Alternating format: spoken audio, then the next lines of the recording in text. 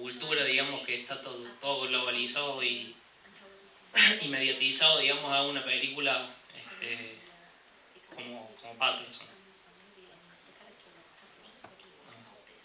Well, I should confess, first of all, Jarmusch is a friend, but he's also one of my favorite American filmmakers.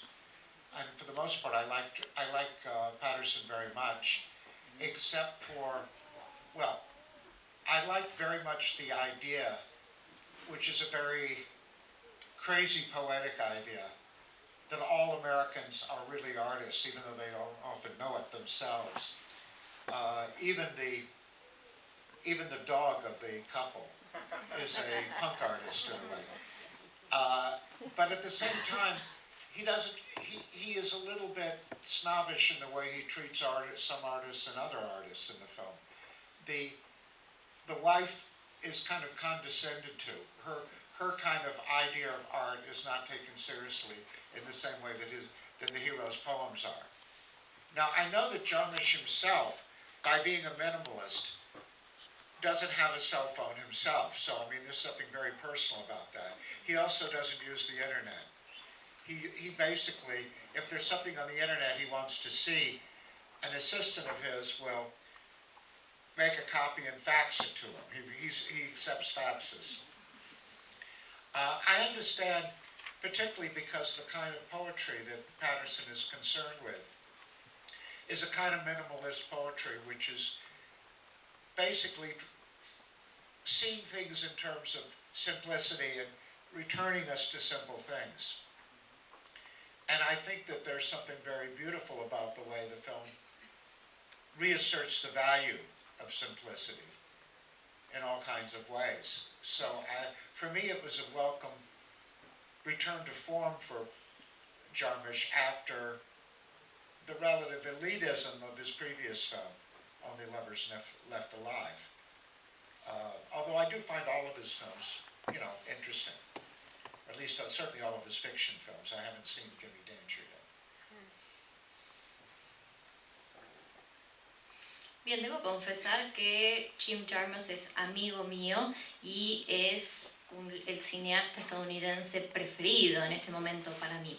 Con respecto a Patterson, la verdad es que me gustó mucho la idea, me gusta mucho esta idea de una poética bastante loca que presenta que todos los estadounidenses de cierto modo son artistas. Incluso el perro que tiene la pareja pareciera ser un artista punk.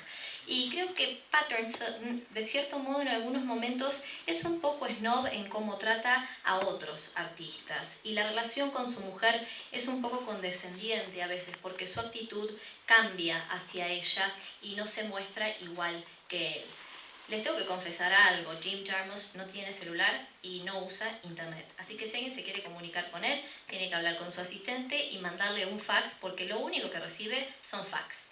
Ahora, volviendo al tema de Patterson, creo que representa una poética minimalista y muestra simplicidad y nos hace volver de cierto modo a lo simple. Por lo tanto, creo que la película tiene este valor que es muy importante de la simplicidad.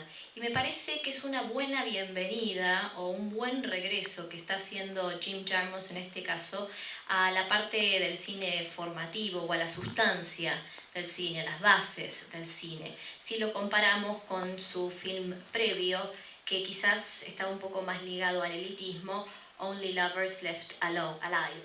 Yes. Ese era su film anterior. Debo decir de todos modos que hablo de la ficción porque no vi otros trabajos que él haya hecho que no sean ficción.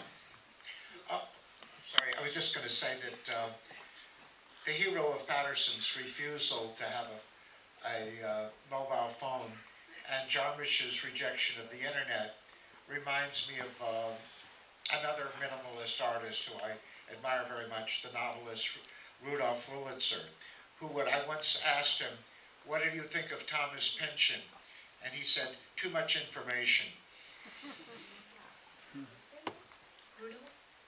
Wurlitzer.